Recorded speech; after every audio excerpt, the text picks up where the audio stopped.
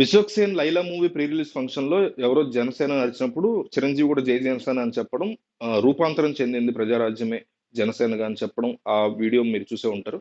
నాకు ఆ వీడియో చూసినప్పుడు చాలా ఆ, కోపం వచ్చింది, చాలా బాధేసింది. ఎందుకు ఇట్లా మాట్లాడాడు చిరంజీవి అని. ఎందుకంటే పవన్ కళ్యాణ్ ఐడియాలజీ, ఆ జనసేన ఆ గోల వేరు, ప్రజారాజ్యం ప్రోస్ కాన్స్ వేరు. నెగిటివ్స్ పాజిటివ్స్ ప్రజారాజ్యంలో ఉన్నాయి, జనసేన కూడా నెగిటివ్ పాజిటివ్స్ ఉన్నాయి. ఇక్కడ ఎవరు జనసేన భజన చేయడానికి కాదు. చిరంజీవి ఆ స్టేట్మెంట్ కూడా వరస్ట్ అనిపించింది నాకు. కొంచెమైనా ఆలోచించకుండా ఎందుకు అట్లా అన్నారు చిరంజీవి అనేది చాలా బాధేస్తుంది. దాని గురించి మాడదాం వీడియో చేస్తున్నా. నాకంటే పెద్ద చిరంజీవి ఫ్యాన్ ఎవడలేదు, నాకు ఎవరు లెక్చర్లు ఇవ్వకండి కామెంట్స్ లో. సో రూపాంతరం చెందడం అంటే బేసిక్ గా ఎప్పుడైతే ఆ పార్టీని మెర్జ్ చేసేసారో, క్లోజ్ చేశారో, వెంటనే ఇంకొకటి స్టార్ట్ చేస్తే దాన్ని రూపాంతరం అని అట్లీస్ట్ కన్విన్స్ అవ్వచ్చు. ఒకటి, అసలు 2019 ఎలక్షన్ లో డిజాస్ట్రస్ పెర్ఫార్మెన్స్ జనసేన పార్టీ ఇచ్చినప్పుడు, రెండు చోట్ల పవన్ కళ్యాణ్ ఓడిపోయినప్పుడు ఎవడో ఓన్ చేసుకుంది అసలు జనసేన పార్టీని? ఎవడో ఓన్ చేసుకున్నాడు అంటే? అందుకే అంటారు victory has more fathers and losing has none ఏదో, అంటే డిఫీట్ హ్యాస్ నన్ అనుకుంటా. సో విక్టరీ, గెలుపు అనే దానికి ఒబ్బు నేనే నా వల్ల అని భజన చేసుకునే వాళ్ళు ఉంటారు, కానీ ఓటమి వచ్చినప్పుడు ఎవడో కనీసం దాన్ని ఓన్ చేసుకునే ప్రయత్నం చేయడు.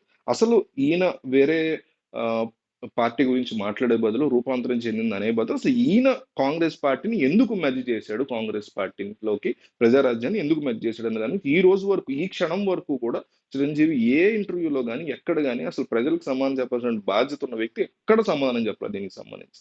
యూనియన్ క్యాబినెట్ మినిస్టర్, యూనియన్ సహాయ మంత్రి, పైగా ఆ పదవి తీసేసుకున్నారు, 18 మంది ఎమ్మెల్యే కాంగ్రెస్ లో కలిపేశారు.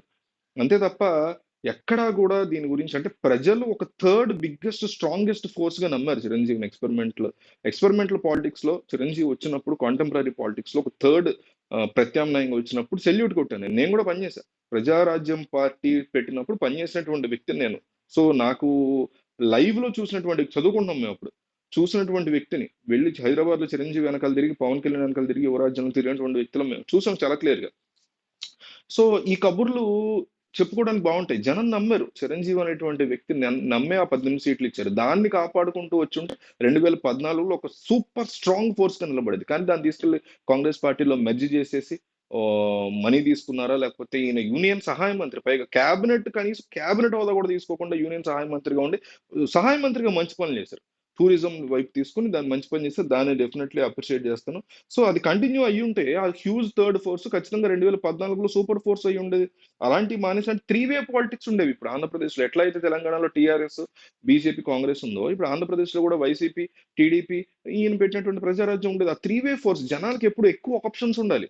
నిజమైనటువంటి ప్రజాస్వామ్యం అంటే 7-8 పార్టీల ఆప్షన్స్ జనాలకు ఎక్కువగా ఉన్నప్పుడే అది నిజమైన ప్రజాస్వామ్యం అవుతుంది. అలాంటిది ఏమి చేయకుండా ఆయన తప్పేసుకుని ఆమ్, పక్కకి వెళ్ళిపోయి, లేదా పోనీ నిజంగా చేయాల్సి వచ్చినటువంటి పరిస్థితి. నేను రాజకీయాలకి, నేను, ఇది చాలా కుళ్ళు కుతంత్రాలతో నిన్నటువంటి రాజకీయాలు ఉన్నాయి, నేను ఇక్కడ రాలేను, నేను ఇక్కడ జయించలేను, ఇలాంటి దుర్మార్గుల మధ్య నేను ఉండలేను అని చెప్పి పార్టీని క్లోజ్ చేసేసుకోవడం వేరు. చాలా గౌరవంతో, చాలా దండం పెడతాను నాలాంటి వాళ్ళు అయితే చిరంజీవి అట్లా మాట చెప్పుంటే. కానీ తీసుకెళ్లి కాంగ్రెస్ లాంటి ఒక స్కాములు చేసేటువంటి పార్టీ, మీరు ఎవరితోనో కలపండి, బీజేపీ లాంటి ఒక దారుణమైన పార్టీతో కలపండి, కాంగ్రెస్ లాంటి ఒక దారుణమైన పార్టీతో ఎవరితో కలిపినా సరే, రాజకీయాల నుంచి విరమించుకుంటున్నాను అనేటువంటి దాన్ని మించి ఏముంటది? అంత ఎంత సెల్యూట్ చేసేవాళ్ళం, ఎంత గౌరవం ఉండేది చిరంజీవి పట్ల. అంతేగా తీసుకెళ్లి కాంగ్రెస్ లాంటి ఒక, ఇలాంటి ఒక దారుణమైనటువంటి పార్టీతో కలపడం అనేది ఆయన చేసినటువంటి చాలా పెద్ద తప్పు. గతంలో కూడా పవన్ కళ్యాణ్ చెప్పాడు చాలాసార్లు, ప్రజారాజ్యం అనేటువంటి కత్తి వేలాడుతోంది జనసేన మీద. అంటే జనసేన అనేది ప్రజారాజ్యం లాగా మనల్ని మళ్ళీ మోసం చేస్తుంది అనేటువంటి ఫీలింగ్ జనాల్లో ఉంది, ఈ రోజుకి ఉంది.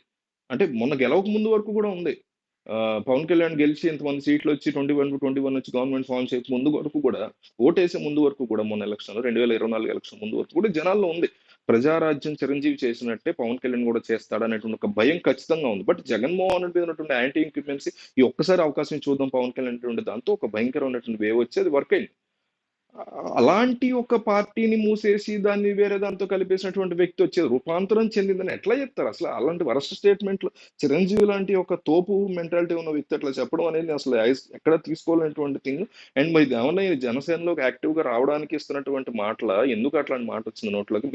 ఈయన మాత్రం జనసేనలోకి రాకూడదని అలాంటి వాళ్ళు అయితే కోరుకుంటారు, అంటే జనసేనలోకి వెళ్ళకూడదు, ఆయన ఏ పార్టీలోకి కూడా వెళ్ళకూడదని. ఆయన ఒక సెన్సిటివ్ మెంటాలిటీ పర్సన్ అని చెప్పుకుంటారు కాబట్టి ఆయన అటువైపు ఉన్న, ఆయన సినిమాల పరంగా మకుటం లేని మహారాజు ఇండియన్ సినిమాలోనే ఒక తోపెస్ట్ యాక్టర్.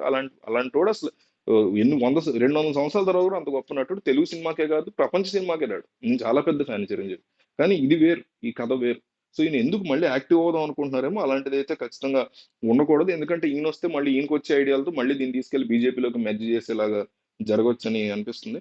సో ఈయనైతే నెగిటివ్ అవుతారు జనసేన పార్టీగా, నా యొక్క పర్సనల్ ఒపీనియన్. ఎందుకంటే సెన్సిటివ్ పర్సన్, బ్లా బ్లా బ్లా అని చెప్పుకుంటారు కాబట్టి పవన్ కళ్యాణ్ లాగా అగ్రెసివ్ గా డీల్ చేయలేరు, జగన్ లాగా అగ్రెసివ్ గా డీల్ చేయరు, చంద్రబాబు లాగా అగ్రెసివ్ గా డీల్ చేసే మెంటాలిటీ కాదు. కాబట్టి ఆయన ఏదైతే ఆయన స్థానం ఉందో ఆ గొప్ప ఎవరు కూడా అధిరోహించలేనటువంటి ఒక నెంబర్ వన్ పొజిషన్ లో 40 సంవత్సరాలు 30 సంవత్సరాలు నిలబడుతున్నటువంటి వ్యక్తి అదే పొజిషన్ లో ఉండాలి. మేము అట్లాగే ఆరాధించుకోవాలి తప్ప ఈ కైండ్ ఆఫ్ స్టేట్మెంట్స్ ఆయన ఇవ్వకుండా ఉండదు. ఎవడో జనసేన అన్నాడు, okay Janasena all the best అంటే అయిపోయేది అక్కడితో క్లోజ్. అంతేగాని 2019లో ఎవరు కూడా ఓన్ చేసుకోకుండా 2024లో అవగానే మోడీ వచ్చి షేక్ హ్యాండ్ ఇవ్వగానే మొత్తం మందే అని ఈ కైండ్ ఆఫ్ నాకైతే కరెక్ట్ గా అనిపించింది. మీకేమనిపించింది? దీని గురించి కామెంట్ చేయండి. దయచేసి నాకు చిరంజీవి గురించి నాకు లెక్చర్లు ఇవ్వద్దు. నేను చాలా పెద్ద అభిమాని చిరంజీవికి, చాలా మంది తెలుసు ఆ విషయం. ఇన్ కామెంట్ లో వాట్సాప్ లింక్ ఇచ్చాను.